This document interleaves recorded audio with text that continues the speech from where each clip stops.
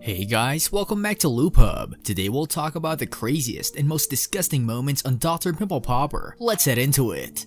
Number 1. A Mac Cheese Cyst. A pillar cyst is a fleshy lump that can appear on your skin. What's the significance of this? Since dermatologist Sandra Lee, also known as Dr. Pimple Popper, just dealt with a massive one on a patient's back. Dr. P's latest Instagram video features this pillar cyst. The post includes a sensitive material note, so you know you'll be fine. It's also not your average cyst. The doctor makes certain that you are aware of this right away. A pillar cyst on the back is unusual. The majority occur on the scalp. The doctor simply wrote in the caption, so if you click past the sensitive content alert, you're in for a tense viewing experience. To be honest, the cyst appears to be uninteresting from the outside. It's a visible bump on the patient's back, but it's not disgusting in any way. The doctor begins to enter the room. Dr. Pimple Popper can be seen in the next picture, her tweezers gripping a huge ball of yellowish hardened goo that resembles Play-Doh. As she takes out the gunk, she can be heard saying, "I love it when we get pillar cysts on the body." The doctor steps away from the monitor for a moment before returning with her tweezers, and then OMG, what happens next is absurd. She casually reaches into the cyst and takes out a hardened floppy mass of pus, at least a quarter's width. According to one fan, it looks like a macaroni shell, except it's much thicker and grosser. In the comments, people were up for it. "That slow-mo pop at the end," one user exclaimed. "The last pull is like when you sneeze and snot comes out," said another.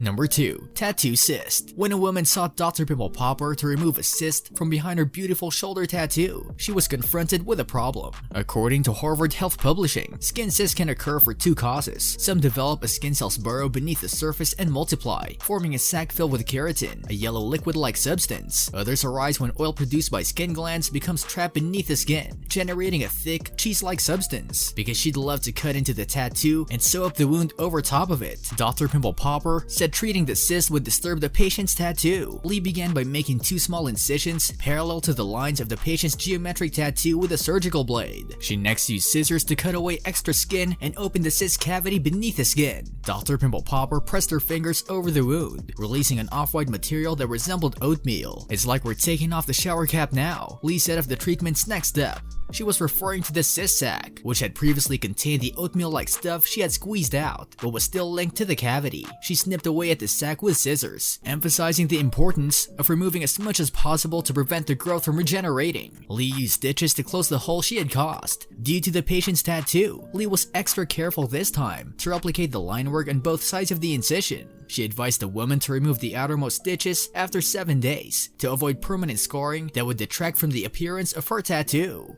Number 3. Slicing is the only option for this cyst. The problem with Yammy's lump isn't so much the pain or discomfort it causes, but rather the harm it has done to her self-esteem. "I used to get bullied in high school," she admits. "It eventually became so bad and I had fallen so far behind that I simply stopped going and began exotic dancing for money. It's not a long-term job for me. I'd like to be a backup dancer sometime, but this lump is getting in the way." Bright and cheerful Yammy Leth, or Yammy as her friend's name here, is a 22-year-old woman with long black hair that she wears pulled to one side to conceal an avocado-sized lump rising between her neck and shoulder. "When I was 10 years old, I recall feeling a little ball in my shoulder, and as time passed, it got bigger and bigger," Yammy says. "It's now the size of a medium avocado. It's fluffy all across the sides with a firm ball-like knob at the top." Dr. Lee is worried about removing this suspicious mass so close to Yammy's neck during the in-office consultation. "Yammy's bump is in a really precarious area on her neck," she explains, "because there isn't a lot of fat between the skin